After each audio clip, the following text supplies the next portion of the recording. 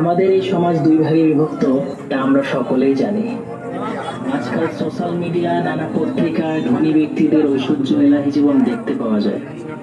অপরদিকে সমাজের আরেক শ্রেণীর গরিব মানুষেরা না খেতে পেয়ে কষ্টের মধ্যে দিন কাটায়, তা দেখেও সকলে অগ্রাহ্য করে।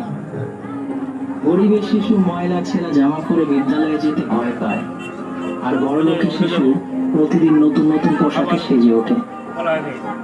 গরিবের কাছে চিকিৎসার খরচ জীবন ও মৃত্যুর প্রশ্ন, আর বড় লোকেরা চিকিৎসা করতে বিদেশে পাড়ি দেয়।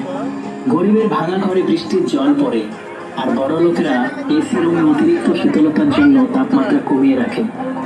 গরিবের দুঃখ করার জন্য শুধু প্রার্থনা থাকে, আর বড় লোক দুঃখ ভুলে থাকার জন্য পার্টি করে। এই দুই ভিন্ন জীবনধারার যে গভীর বৈষম্য, তাই এবার ফুটে উঠেছে রাধানগর সার্বজনীন শ্রী শ্রী দুর্গাপূজা কমিটির প্রতিস্থাপনায়।